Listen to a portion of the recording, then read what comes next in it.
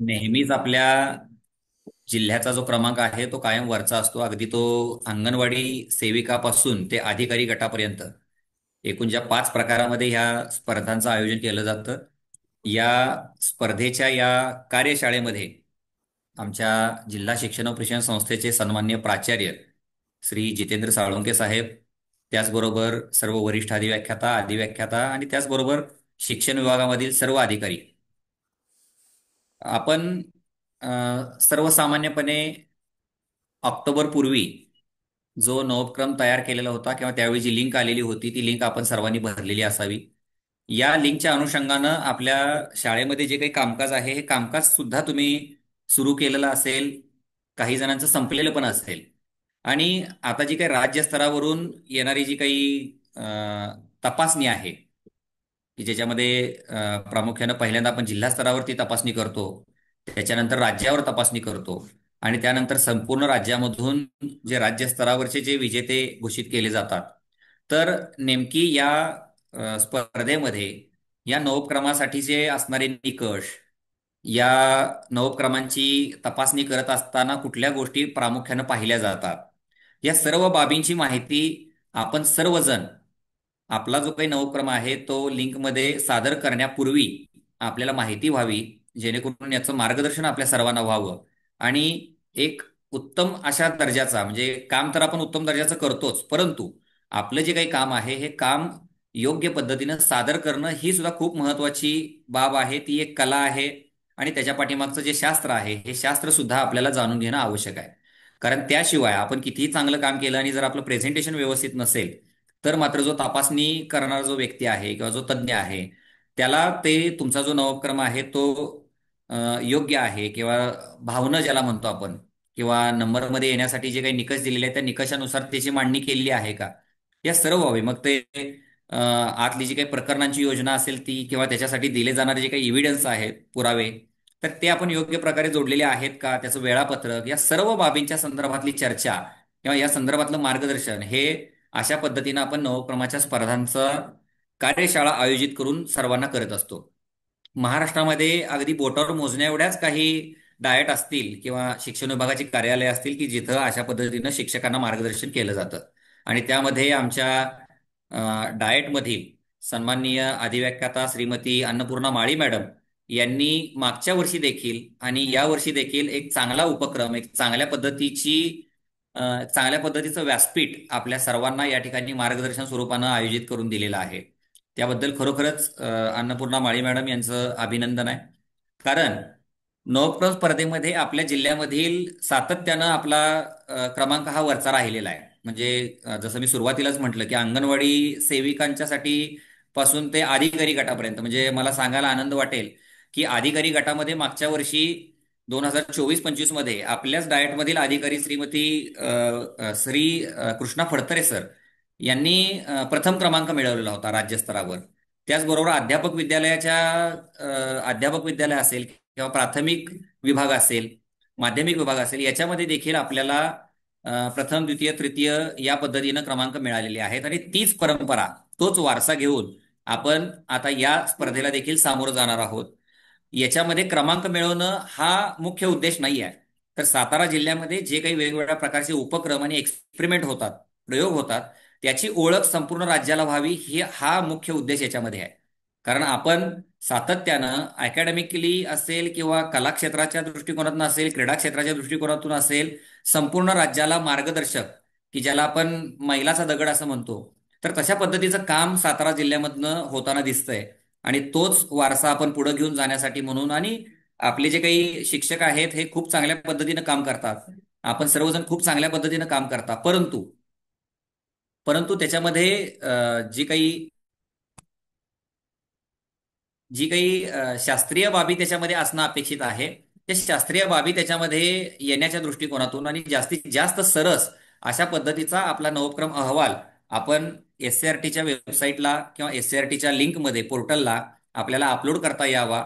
ज्या काही होणाऱ्या त्रुटी असतील, चुका असतील, संभाव्य अडचणी असतील, ह्या आपल्याला टाळता याव्यात आणि एक उत्कृष्ट अशा पद्धतीचा अहवाल आपण सादर करावा की जेणेकरून तो राज्याला मार्गदर्शक ठरेल, ना की फक्त सातारा जिल्ह्याला. तर राज्याला मार्गदर्शक ठरेल अशा पद्धतीचा अहवाल आपण तयार करावा आणि यासाठीचं हे मार्गदर्शन सत्र या ठिकाणी आयोजित केलेलं आहे. आज पुढचे जे काही 2-3 तास असतील या कालावधीमध्ये आपले जे काही मार्गदर्शक आहेत हे मार्गदर्शक आपल्याला याबाबतचं मार्गदर्शन करणार आहेत. नक्कीच आपल्या सर्वांना या कार्यशाळेचा फायदा होईल. सर्वांनी तो तशा पद्धतीने फायदा करून घ्यावा. कारण मला वाटतंय या मंथ एंड पर्यंत आपला नवक्रमाचा अहवाल सादर करण्याची तारीख आहे. कदाचित ती पुढे जाईल सुद्धा, परंतु या पुढच्या 8-15 दिवसामध्ये आपल्याला आपण जे काही केलेलं काम आहे ते योग्य पद्धतीनं कसं मांडायचं आहे याचं मार्गदर्शन आज होणार आहे आणि ते सर्वांनी अतिशय व्यवस्थितरित्या बघावं. जे आपले टेक्नोसेवी टीचर आहेत श्री किरण शिंदे सर, तर यांना सुद्धा विनंती राहील की ह्याचा यूट्यूब लाईव्ह सुद्धा हे करावं की जेणेकरून हा व्हिडिओ ज्या शिक्षकांच्या पर्यंत पोहोचलेला नाही आहे त्या शिक्षकांच्या पर्यंत सुद्धा आपल्याला तो पोहोचवता येईल. जी काही आपल्या कदाचित या लिंकची मर्यादा असेल किंवा काही जणांच्या पर्यंत तो मेसेज गेलेला नसेल तर त्यांच्यापर्यंत सुद्धा आपल्याला हा व्हिडिओ किंवा हे मार्गदर्शन त्यांना मिळावं की जेणेकरून राज्याच्या एकूण सर्व यादीमध्ये जे काही फायनलिस्ट 10 पार्टिसिपंट्स असतात ज्यांना राज्यावर सादरीकरणासाठी बोलवलं जातं आणि त्यातनं क्रमांक काढले जातात, तर जास्तीत जास्त पार्टिसिपंट्स हे सातारा जिल्ह्याचे असावेत या दृष्टिकोनातून हा व्हिडिओ देखील सर्व शिक्षकांच्या पर्यंत पोहोचवण्याच्या दृष्टिकोनातून हा यूट्यूब लाईव्ह स्वरूपामध्ये सुद्धा करावा किंवा याचा व्हिडिओ रेकॉर्ड करून आपण तो यूट्यूबला पाठवू शकतो. तर त्या पद्धतीनं करायला हरकत नाही. अतिशय स्तुत्य असा उपक्रम आयोजित केल्याबद्दल, ही कार्यशाळा आयोजित केल्याबद्दल मी पुन्हा एकदा अ, सर्वप्रथम याला परवानगी दिल्याबद्दल आदरणीय प्राचार्य यांचे मी धन्यवाद मानतो. त्याचबरोबर अन्नपूर्णा माळी मॅडम यांनी सुद्धा खूप इनिशिएटिव्ह घेऊन म्हणजे याची आपण लिंक वगैरे दिलेली होती आणि त्यानंतर जे पार्टिसिपेट होऊ इच्छितात अशा व्यक्तींपर्यंत आपण ही झूमची लिंक दिलेली आहे. हे मार्गदर्शन सत्र आपण आयोजित केलेलं आहे.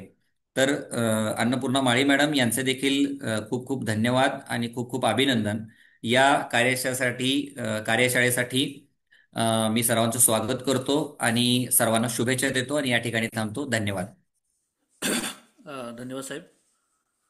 साहेबांनी आपल्या संपूर्ण मार्गदर्शनामध्ये नमूद केले ते म्हणजे यशस्वी होण्यासाठी कठीण काम टाळू नका, कारण त्यातूनच खरी प्रगती होते.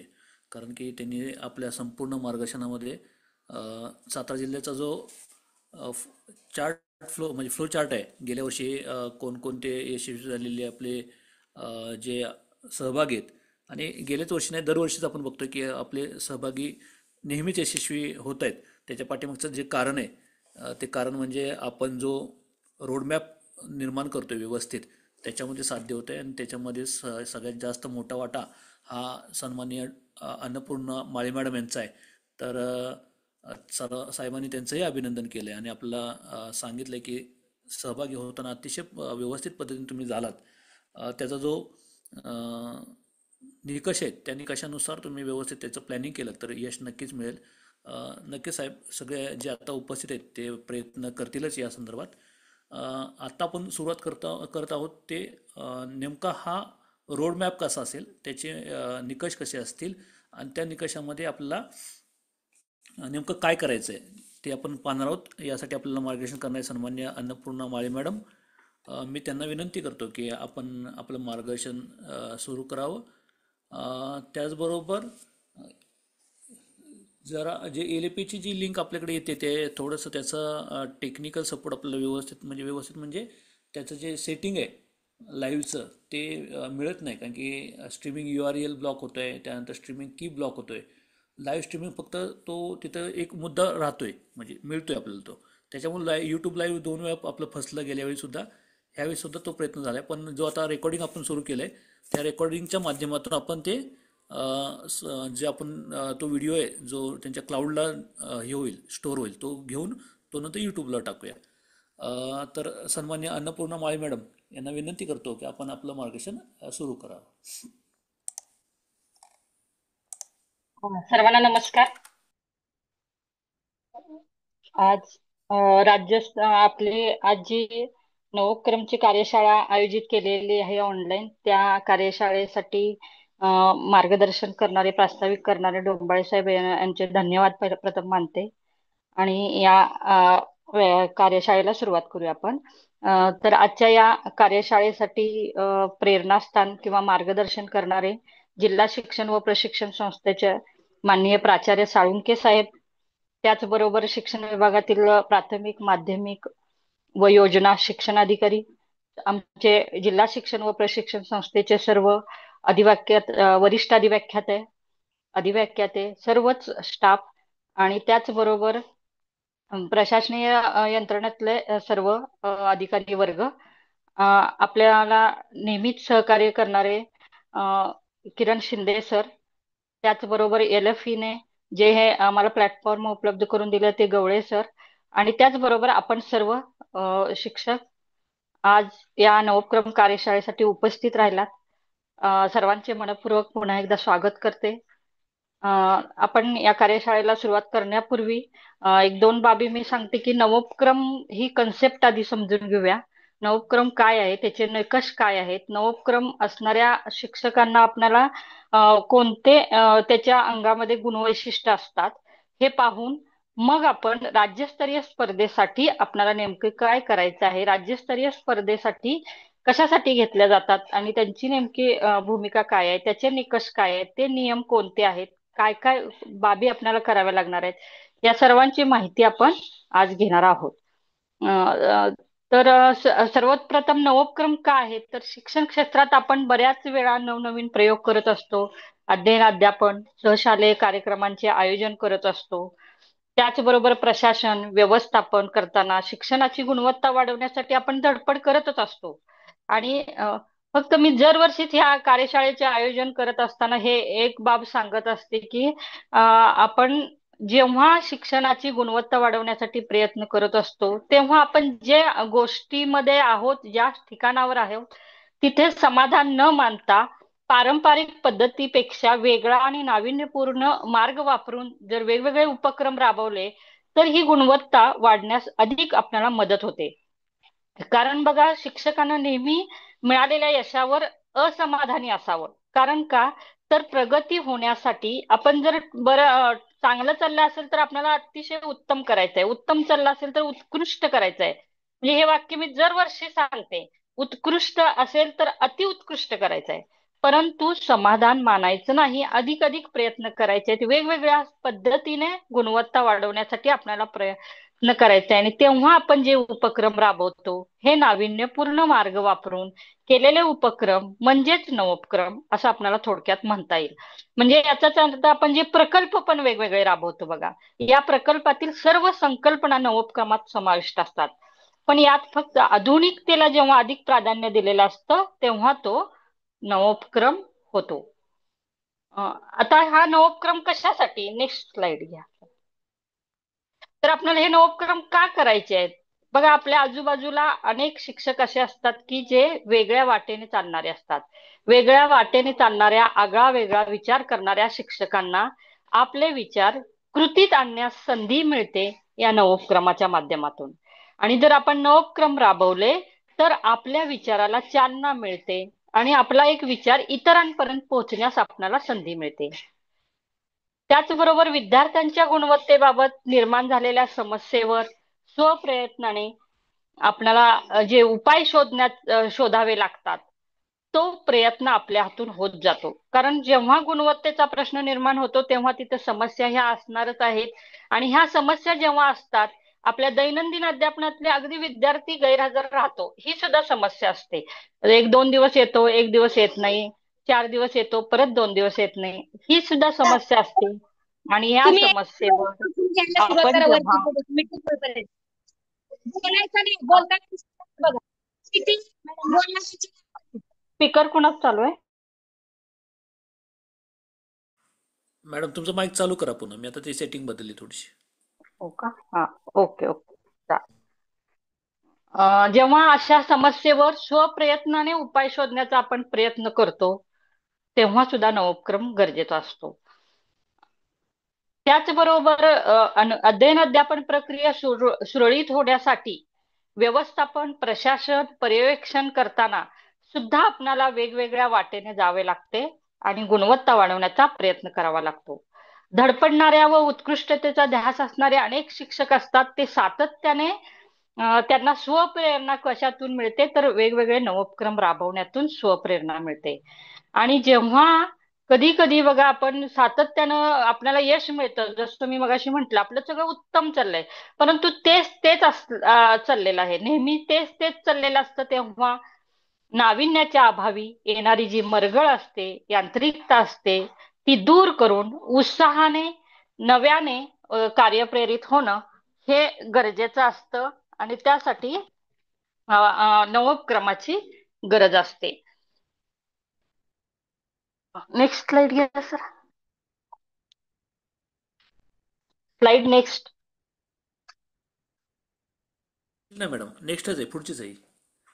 नवोपक्रम कशासाठी झाले त्याच्या पुढची घ्या आता. आपण हे झालंय हे निकष घेतली का पुढची? हो.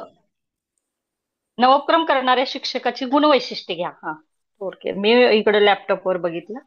हां हां. ठीक आहे, ओके. हा. उपक्रमशील शिक्षक हा कल्पक असतो. जुन्याच्या अंमलबजावणीतही नवनवीन कल्पनांचा अंगीकार करून त्या प्रत्यक्षात आणण्यासाठी धडपडणारा असा हा उपक्रमशील असतो. मग आपल्याला जेव्हा नवोपक्रम आपण करत असतो तेव्हा आपल्यामध्ये ही गुणवैशिष्ट्ये असतात, ती आपल्यालाही माहित नसतात. म्हणजे आपण वेगवेगळ्या कल्पना करत असतो शाळेत. जेव्हा आपल्या डोक्यात कल्पना येतात तेव्हा आपल्याला आता एखादा नवोपक्रम सुचत असतो. आपण एक नवोपक्रमशील शिक्षक असतो. ह्या आपली वैशिष्ट्ये पण आपण आपले माहित असणं गरजेचं आहे. ज्यावेळी जुन्याच्या अंमलबजावणीत सुद्धा आपण नवनवीन कल्पनांचा अंगीकार करतो, म्हणजे जुनं तर आपण सोडतच नाही, ती ही अंमलबजावणी करतच असतो. परंतु त्यातून ज्यावेळी नवीन कल्पना करतो किंवा आपण हे करून बघूया, हे असं चाललेलं आहे, याच्यातून असे इतके आम्हाला साध्य मिळते, परंतु याच्यापेक्षा पुढे जाऊन जर आम्हाला काही करायचं असेल तर अशा ज्यावेळी नवनवीन अंमलबजावणी नवनवीन कल्पना करतो तेव्हा तो धडपडणारा असा एक उपक्रमशील शिक्षक असतो. त्याचबरोबर नवनिर्मितीचा ध्यास घेऊन अखंड चिकाटीने प्रयत्न करणारा, अधूनमधून येणाऱ्या अपयशाने तो खचून जात नाही. म्हणजे आपण एखादी कल्पना केली, एखादा उपक्रम राबवला तर प्रत्येक वेळी आपल्याला जे साध्य आहे ते मिळत नसतं, परंतु ते मिळालं नाही म्हणून त्यातल्या उपक्रमामध्ये थोडेफार बदल करून पुन्हा नव्याने जेव्हा उपक्रम करतो, म्हणजेच अपयशाने न खचून जाता नवनवीन प्रयत्न नवनवीन बदल करत राहतो, असा हा शिक्षक नवोपक्रम शिक्षक असतो. त्याचबरोबर स्वयंप्रेरणेने, म्हणजे कुणीतरी करायला सांगितलंय म्हणून नाही, मला असं वाटते की माझ्या वर्गाची गुणवत्ता वाढावी, स्वयंप्रेरणेने विचार व कृती करणारा, उत्कृष्टतेसाठी गुणवत्तेसाठी जो धडपडत असतो, इतरांच्या मार्गदर्शनावर किंवा प्रेरणेवर सुद्धा अवलंबून नसतो, म्हणजे तो स्वतःच स्वतःची प्रेरणा घेऊन स्वतःच स्वतःला मार्गदर्शन करणारा हा नवोपक्रमशील शिक्षक असतो. सभोवतालच्या परिस्थितीतील प्रत्येक बाबीकडे पाहण्याचा त्याचा दृष्टिकोन सकारात्मक असतो. म्हणजेच एखाद्या शाळेमध्ये एखादा नवीन जी.आर. आला, एखादा उपक्रम आला, राज्यस्तरावरून एखादी गोष्ट आली, तर त्याच्याकडे जेव्हा तो सकारात्मक बाबीने बघतो किंवा माझ्या विद्यार्थ्यांना याचा काय फायदा होईल या दृष्टीने जो बघतो आणि विद्यार्थ्यांच्या गुणवत्तेसाठी हा उपक्रम मी किती चांगल्या पद्धतीने राबवू असा विचार करतो, तेव्हा चांगल्या अनुकरणीय बाबीकडे त्याचे विशेष लक्ष असते, तेव्हा तो शिक्षक स्वतः नवोपक्रम शिक्षकशील असा शिक्षक असतो, नवोपक्रमशील शिक्षक असतो. भविष्य काळाचा वेध घेऊन चिकित्सक विचार करणारा असतो. म्हणजे आता जे चाललंय, पण 20 ते 25 वर्षानंतरच्या समाजात माझा पुढे समोरचा विद्यार्थी हा उद्याचा नागरिक आहे, हे लक्षात घेऊन त्याला 20 ते 25 वर्षानंतरच्या समाजामध्ये कसं समर्थपणे जगण्यासाठी आपल्याला तयार करता येईल, त्याला काय देता येईल, त्याच्यामध्ये काय पेरायला हवे आहे, याचा विचार असा शिक्षक सातत्यानं करत असतो. त्याची आपल्या व्यवसायावर पूर्ण निष्ठा असते. खरं तर आता नवोपक्रम नाही केलं म्हणून आपला कोण पगार बंद करणार नाही, परंतु मी जो व्यवसाय स्वीकारलेला आहे त्या व्यवसायाला मला कायम नव्यानं काहीतरी दिलं पाहिजे, माझी व्यावसायिक गुणवत्ता नेहमी वाढवली पाहिजे, माझ्या व्यवसायावर माझी पूर्ण निष्ठा असते, माझ्या कामाचे पावित्र्य, माझ्यावर असलेली जबाबदारी, माझ्या कामाचं महत्व हे ज्याला जाणीव असते आणि तेच त्याच्या कामातून ती प्रतीत होत असते, आणि म्हणून तो शिक्षक नवोपक्रमशील शिक्षक म्हणून वेगवेगळे उपक्रम शाळेत राबवू शकतो. असा शिक्षक आपल्याला मिळालेल्या वेळेचा सुद्धा तो पुरेपूर वापर करून सर्व कामे वेळेत, कार्यक्षमतेने आणि परिणामकारकतेने पूर्ण करणारा असा हा शिक्षक असतो. त्यामुळे ही गुणवैशिष्ट्ये आपण आपल्यामध्ये निर्माण करूया, म्हणजे जेणेकरून येणारे नवोपक्रम आपण व्यवस्थितपणे पार पाडू किंवा अगदी आत्मीयतेने, स्वयंप्रेरणेने आपण हे नवोपक्रम राबवू. आता नवोपक्रम तर राबवायचा आहे, आपली मनाची पूर्ण तयारी आहे. पण हे नवोपक्रम राबवत असताना काही नवोपक्रमाचे निकष, जे 3 निकष दिलेले आहेत. नवीनता, यशस्वीता आणि उपयुक्तता, असे 3 नवोपक्रमाचे निकष आपल्या उपक्रमामध्ये असतील तर तो आपला उपक्रम नवोपक्रम असे म्हणता येईल. म्हणजेच शिक्षणाची गुणवत्ता वाढवण्यासाठी आपण जे काही परंपरेपेक्षा वेगळं करतो त्याला नवोपक्रम म्हणता येईल. म्हणजे नवोपक्रमाचे आता हे निकष मी 3 म्हटलं. त्यातला पहिला नवीनता. या नवीनतामध्ये पण परत 3 प्रकार पडतात बघा. काल सापेक्ष नवीनता असते, स्थल सापेक्ष नवीनता असते आणि व्यक्ती सापेक्ष नवीनता असते. म्हणजे आपला उपक्रम कोणत्या प्रकारामध्ये पडतो हे आपल्याला माहित असणं गरजेचं आहे. तर काल सापेक्ष नवीनता, एखादा उपक्रम पूर्वी कधीही झालेला नसेल तर त्याची नवीनता अधिकतम असते. म्हणजे यापूर्वी कधी झालेला नाही आणि आता आपण करतोय, कोणत्याच काळामध्ये झालेले नाही. परंतु एखाद्या शिक्षकाने पूर्वीच्या उपक्रमात नवीन काळास बदलत्या संदर्भास अनुसरून बदल करून, म्हणजे पूर्वी झालेला आहे या काळामध्ये मी त्याच्यामध्ये बदल करून त्याची परिणामकारक अंमलबजावणी केली तरी तो त्या काळानुसार नवीनच ठरतो. म्हणजे आपल्या डोक्यात कसं असतं, एखादा उपक्रम कुणीच आजपर्यंत राबवला नाही तोच फक्त नवीन. तर तसं न होता पूर्वी राबवलेला आहे तो तर नवीन आहेच, त्याबद्दल वाद नाही. परंतु पूर्वी जो कुणी एखादा राबवलाय त्यात सुद्धा आपण काही बदल करून आत्ताच्या सद्यस्थितीनुसार, सध्याच्या काळानुसार आपण जर तो राबवला तर तो कालसापेक्ष नवोपक्रम म्हणता येईल. याचं उदाहरण जर पाहायला गेलं तर 2010 मध्ये सुरुवातीला शाळामध्ये स्मार्ट बोर्ड हा नवीन उपक्रम होता. स्मार्ट बोर्ड पहिल्यांदा जेव्हा बसवला गेला तेव्हा तो नवीन उपक्रम म्हणून ओळखला गेला. आज हे सर्वसाधारण झालेलं आहे. परंतु काळानुसार हा नवोपक्रम परत एखाद्या जर शिक्षकाने वेगवेगळ्या AI तंत्रज्ञानांचा वापर करून, स्मार्ट बोर्ड हे एक वापर झालाच, परंतु टेक्निकल वेगवेगळे तंत्रज्ञान AI चा वापर करून जर नवीन उपक्रम राबवला तर तो कालसापेक्ष नवोपक्रम ठरेल.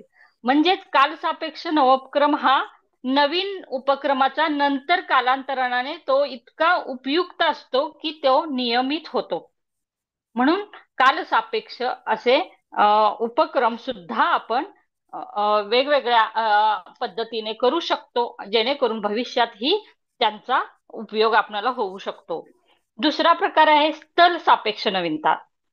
म्हणजेच एखादा उपक्रम इतरत्र झाला असेल परंतु शिक्षकाच्या कार्यक्षेत्रात अथवा त्यांच्या परिसरात पहिल्यांदाच होत असेल तर त्यात स्थल सापेक्ष नवीनता असते. म्हणजेच इतरत्र तो राबवलेला आहे म्हणून शिक्षकांनी त्या उपक्रमांची नवीनता कमी होते असे न समजता आपल्या शाळेत तो घेताना त्याच्यामध्ये आपल्या शाळेतली परिस्थिती काय आहे, आपल्या शाळेतल्या विद्यार्थ्यांचा कल कोणता आहे, त्यांची आवड कोणती आहे, अभिरुची काय आहे हे बघून जर आपण बदल करून योग्य अशी साधने निवडून किंवा परिसरातली त्या विद्यार्थ्यांना सूट होतील अशी साधने निवडून जर हा उपक्रम राबवला तर तोही उपक्रम स्थल सापेक्ष नवीनतामध्ये मोडतो.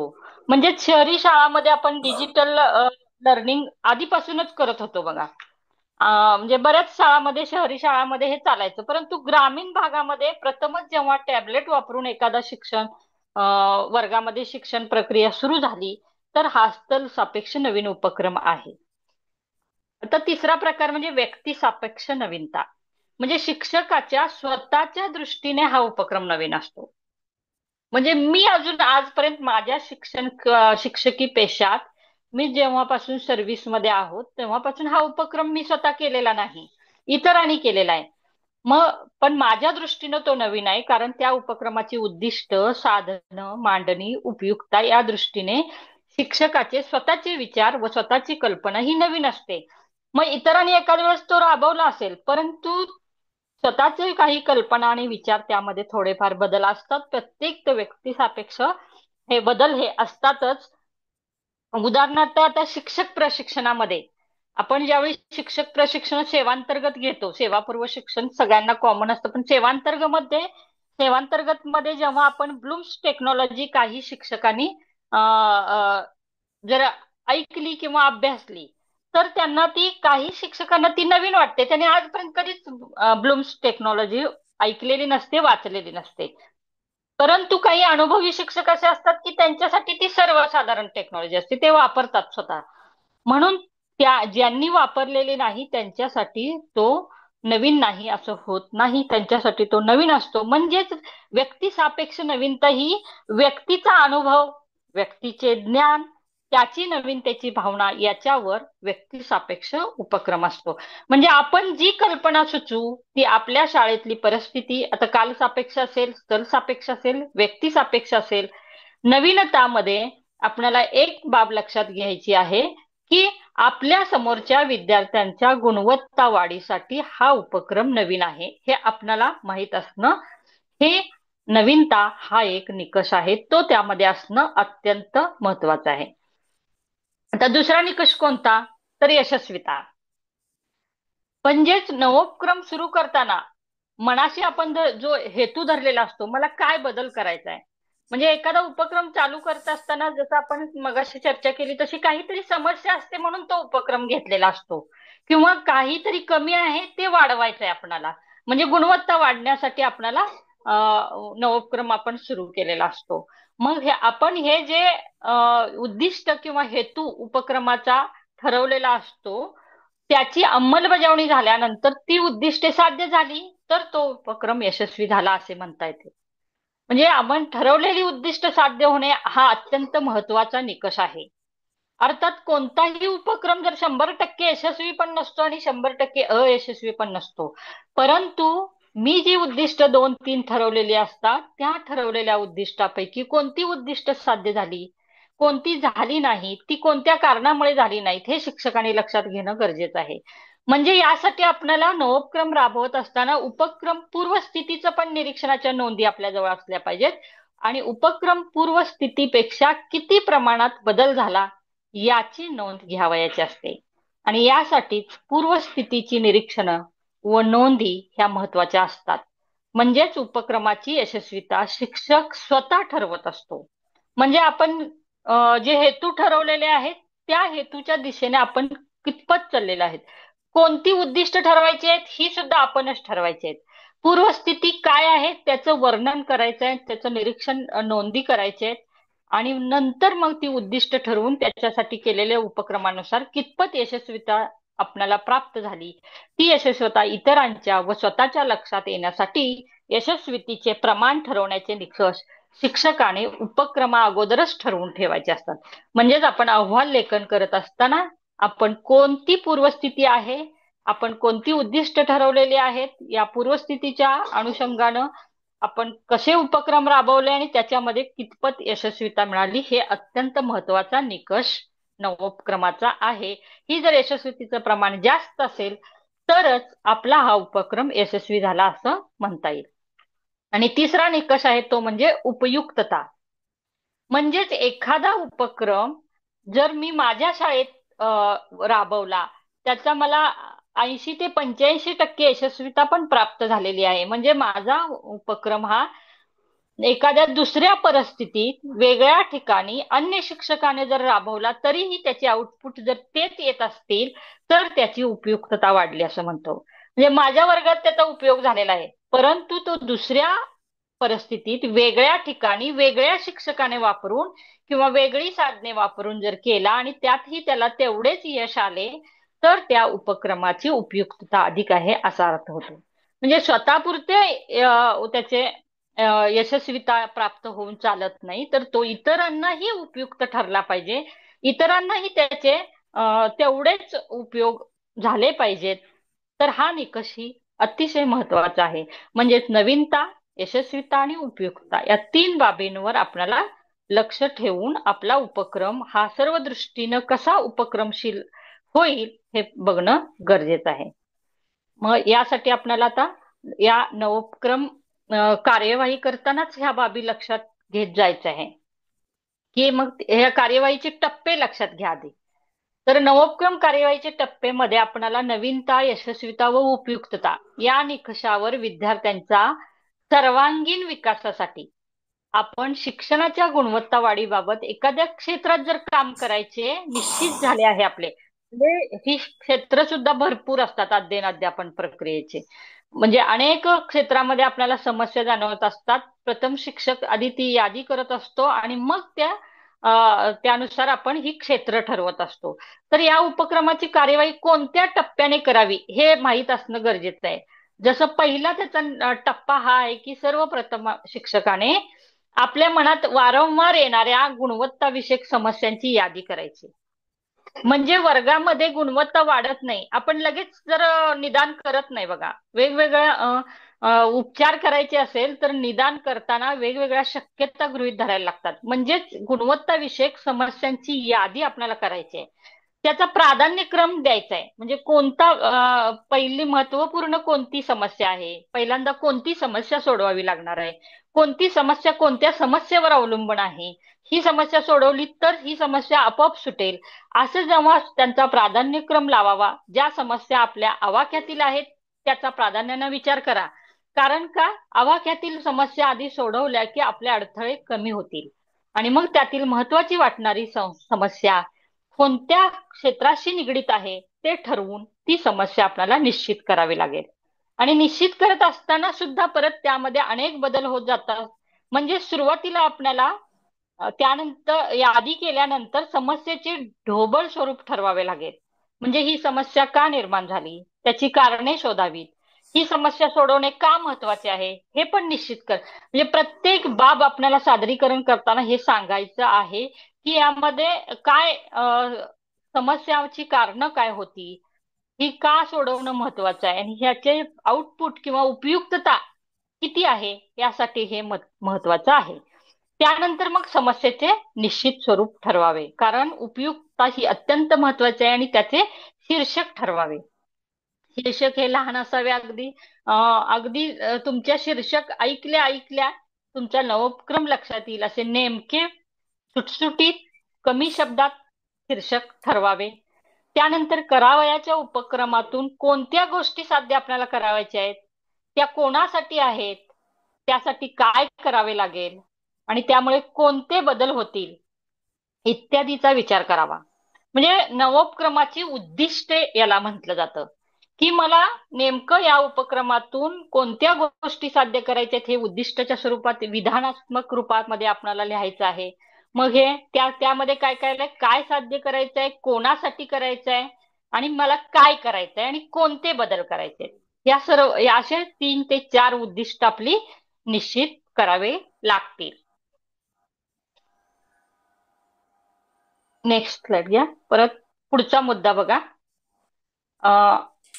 याप्रमाणे आपण उद्दिष्ट जसे ठरवल्यानंतर शीर्षक ठरवलं, उद्दिष्ट ठरवली, याप्रमाणे उद्दिष्टे निश्चित केल्यानंतर उपक्रमाचे आपल्याला नियोजन करावं लागेल.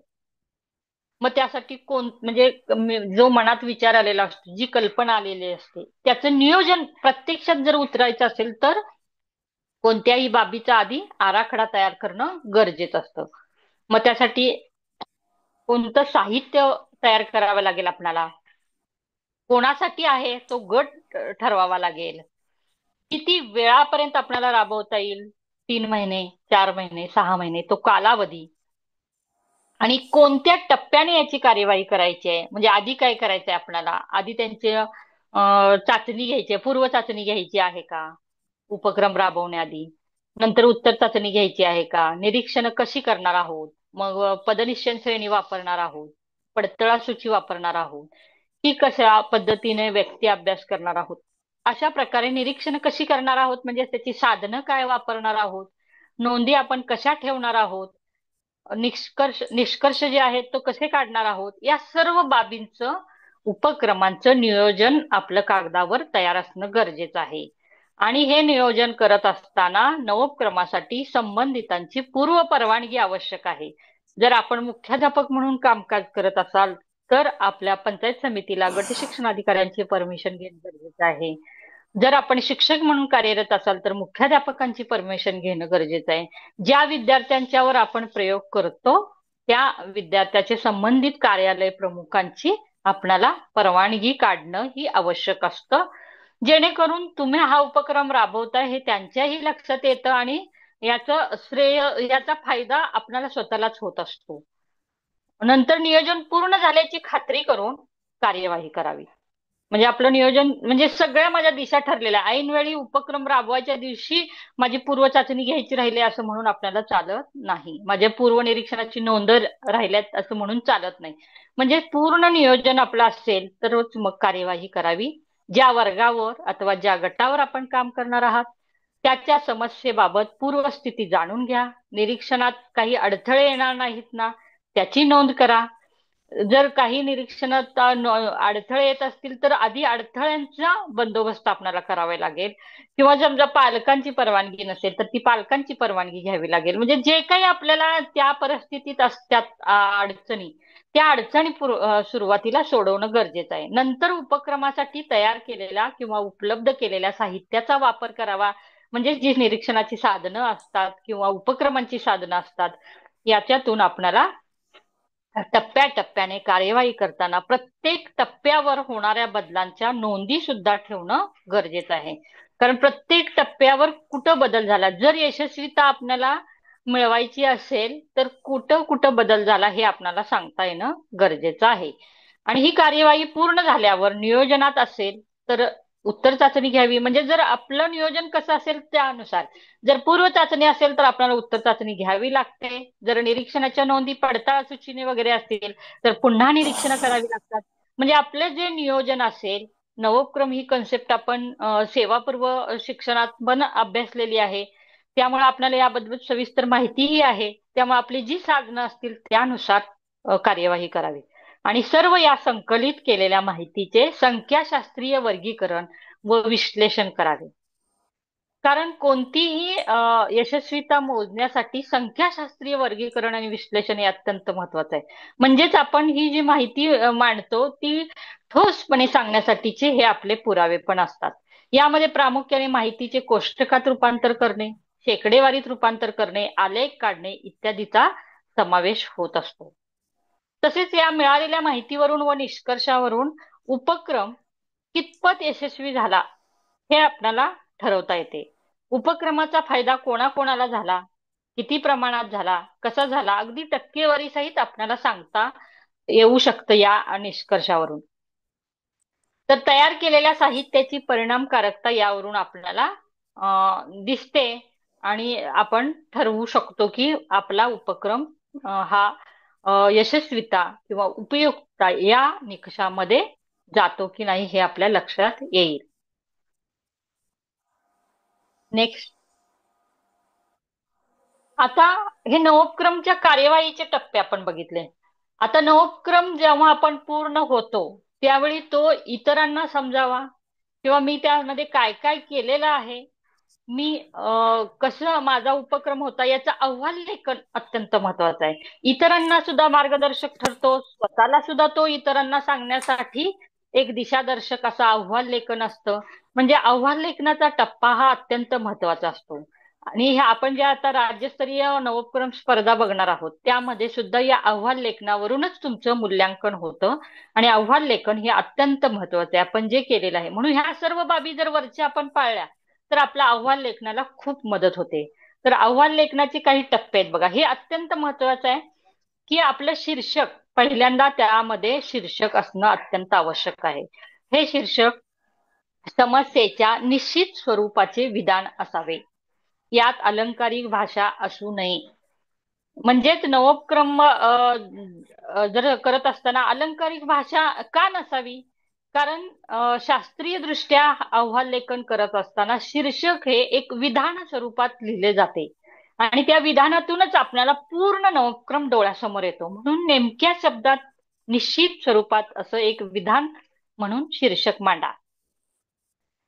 दुसरा मुद्दा आहे अहवाल लेखनाचा, नवोपक्रमाची माझी गरज.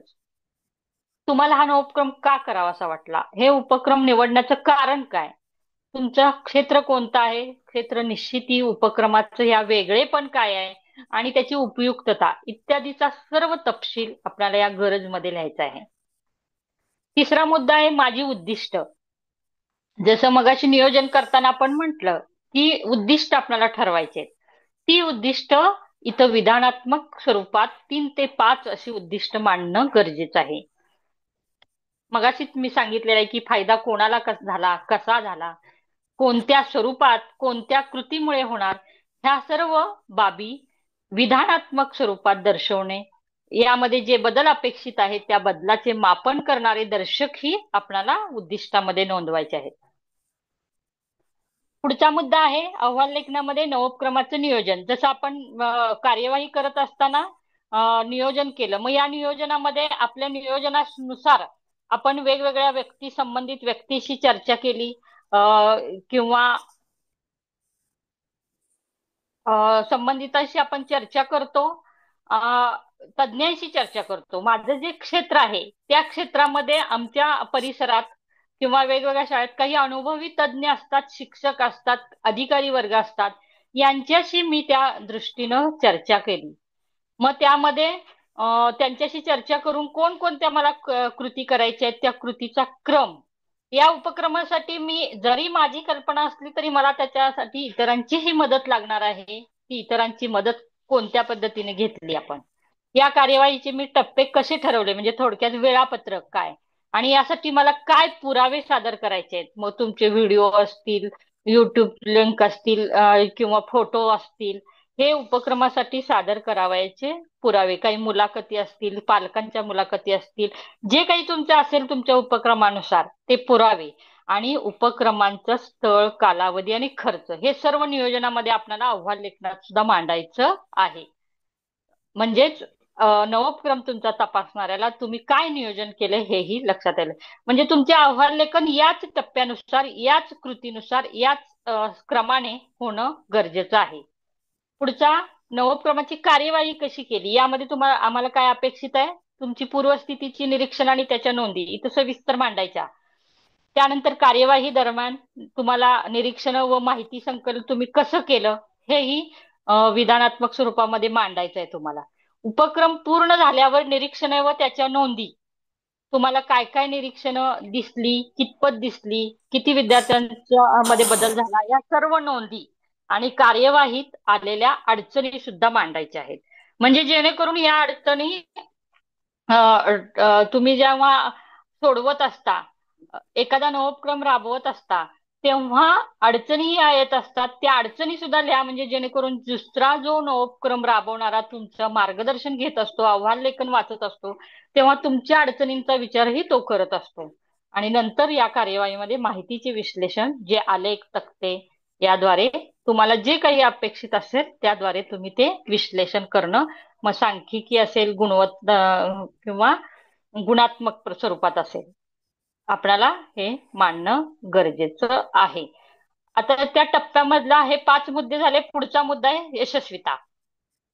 तर ठरलेल्या सगळ्यात महत्वाचा मुद्दा आहे, आपण ठरवलेल्या उद्दिष्टानुसार हे बदल झाले का, कोणते झाले, कोणत्या टप्प्यावर झाले आणि कोणत्या कृतीने बदल झाले, हे जेव्हा आपण मांडतो उपक्रमातून आणि त्यातून काय साध्य झालं, या सर्व बाबीची चर्चा या यशस्वीता या मुद्द्यामध्ये आपल्याला करायची आहे. त्याचबरोबर शेकडेवारी आलेखांचा वापर आपण केलेला आहे तो सुद्धा इथं स्पष्ट करायचा आहे. ते उपक्रमांचं यश ह्या यशस्वीता मुद्द्यामध्ये एका दृष्टिक्षेपात तुमचा नवोपक्रम वाचणाऱ्या किंवा निरीक्षकाच्या किंवा एखादा त्याचं गायडन्स घेणाऱ्या दुसरा सुद्धा तुमच्या उपक्रमाचा गायडन्स घेत असतो, एखादी जिज्ञासू व्यक्ती त्याचा अभ्यास करत असते, त्यांच्या हे सर्व एका दृष्टिक्षेपात लक्षात येतं की यशस्वीता हे मुद्दा आपला इतका सविस्तर आपण लिहायचा आहे की याच्यावरून तुमचं नवोपक्रम काय आहे हे लक्षात येतो. त्यामुळे शेकडेवारीचे प्रमाण असेल, आलेखांचा वापर असेल, हा काळजीपूर्वक आणि कल्पकतेने आपण करावा. जेथे शक्य नसेल तिथे पुराव्यादाखल वर्णनात्मक विधानेही चालतील, म्हणजे संख्यात्मक चालेल, गुणात्मक चालेल. उपक्रमासाठी केलेल्या साधनाची परिणामकारकता ही आपल्याला नोंदवायची आहे. आणि शेवटी आपल्याला विषयानुसार सारांश देऊन समारोप ही करायचा आहे. या सर्व मुद्द्यांचा वापर करायचा आहे. आपण या नवोपक्रम करत असताना जे जे संदर्भ ग्रंथ वापरले, ज्या ज्या परिशिष्ट संदर्भ ग्रंथ ची सूची द्यायची आहे आणि परिशिष्टामध्ये आपणाला सहभागी विद्यार्थी कोण कोण झाले, त्यांच्यासाठी तयार केली असेल तर पूर्व चाचणी, उत्तर चाचणी, प्रश्नावली असेल तर प्रश्नावली, किंवा निरीक्षण सूचीची जी साधनं असतील, पडताळा सूची असेल, पदनिश्चय श्रेणी असेल, हे सर्व योग्य परिशिष्टामध्ये आपल्याला जोडावं लागतं. म्हणजेच संदर्भ ग्रंथ व परिशिष्टे सुद्धा महत्वाचे आहेत. म्हणजे तुम्ही जर पूर्व चाचणी वापरली किंवा निरीक्षण सूची वापरली तर ती तुमच्यापुरती मर्यादित न राहता अहवाल लेखनात शेवटी द्यायची आहे, म्हणजे जेणेकरून आपल्याला कळेल. इथंपर्यंत आपला आता नवोपक्रम कन्सेप्ट काय आहे, नवोपक्रमासाठी आपल्याला काय करावं लागणार आहे आणि नवोपक्रमाच्या अहवाल लेखन कोणत्या मुद्द्यानुसार करायचंय हे आपण आता सविस्तर प्रमाणे बघितलेलं आहे. आता आपला पुढचा मुद्दा आहे तो म्हणजे राज्यस्तरीय नवोपक्रम स्पर्धा, ज्या आता त्याची लिंक राज्यस्तरावरून आपल्याला प्राप्त झालेली आहे आणि 24 तारखेपर्यंत हा आपला अहवाल लेखन करून आपण नवोपक्रम सादर केलेला आहे, तो करून त्याचा अहवाल लेखन आपल्याला या राज्यस्तरीय स्पर्धेसाठी आपल्याला उतरायचं आहे. तर त्यासाठी आपल्याला काय करावं आहे, त्याचे गट कोणते आहेत, त्याचे नियम काय आहेत, त्याची थोडक्यात जरा माहिती घेऊया आपण. याचं माहिती पत्रकही आम्ही गटावर टाकलेलं आहे आणि आजही ही कार्यशाळा झाल्यानंतर गटावर टाकू.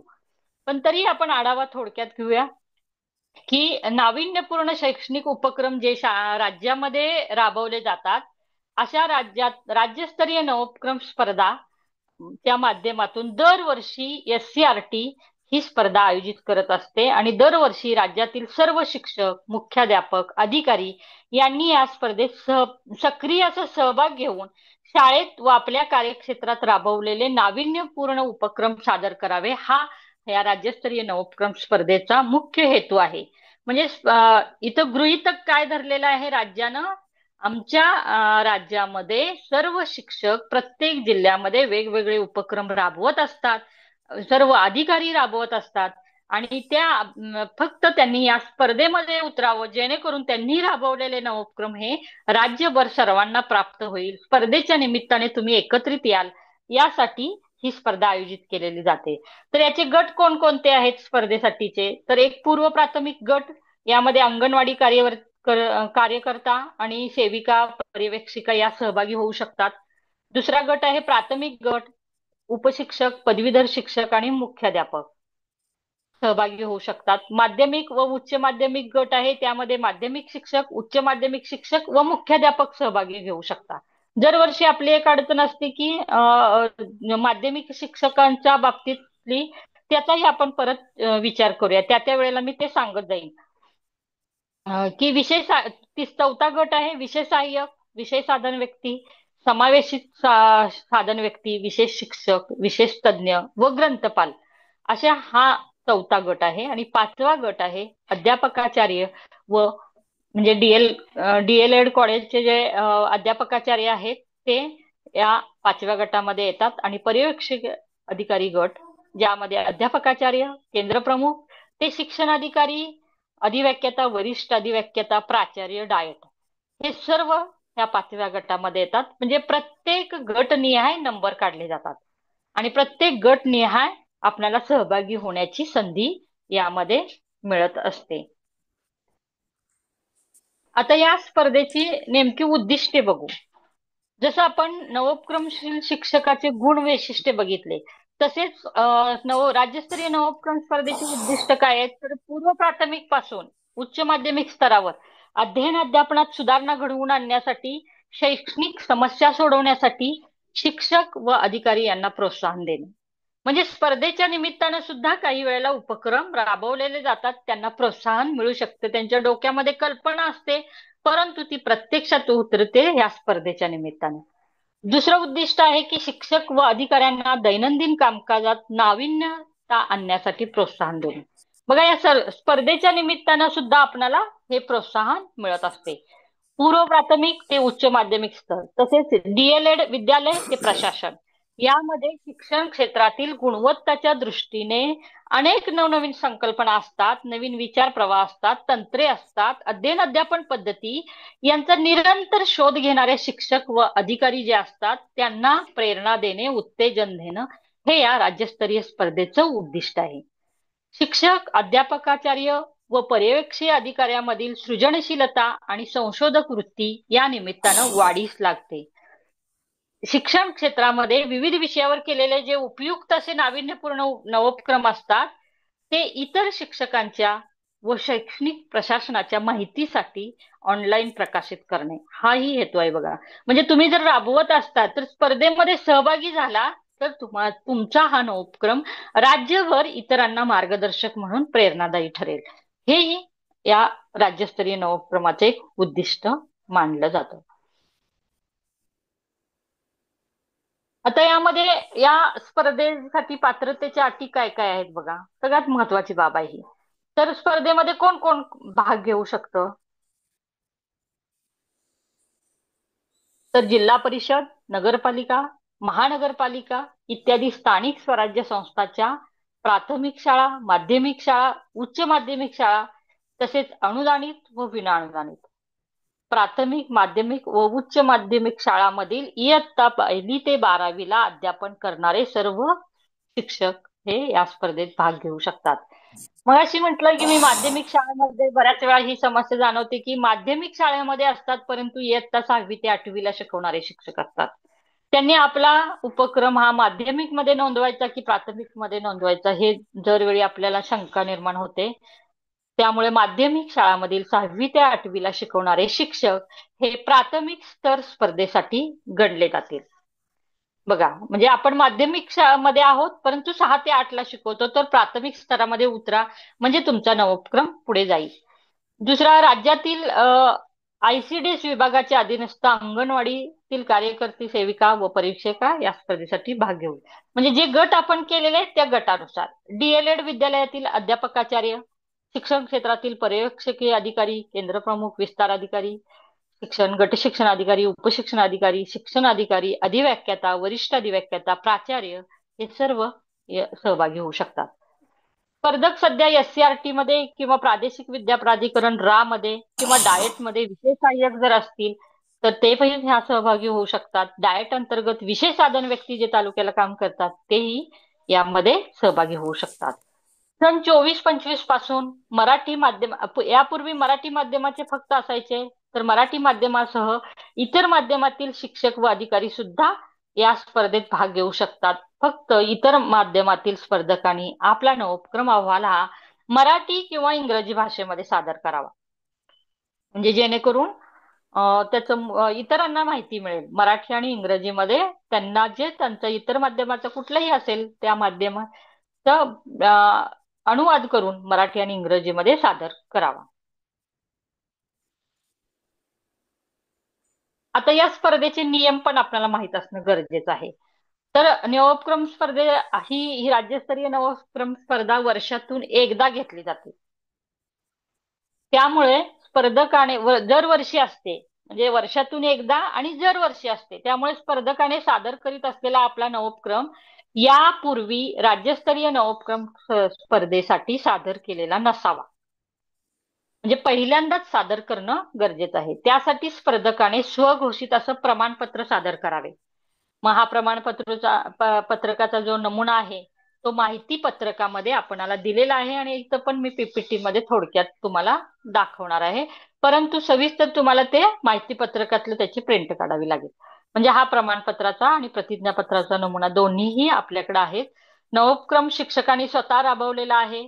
याबाबत शिक्षकांनी नवोपक्रमाचा आपला जो अहवाल असतो त्याच्याबरोबर विहित नमुन्यात हे प्रतिज्ञापत्र आणि प्रमाणपत्र ऑनलाईन अपलोड सुद्धा करणं आवश्यक आहे.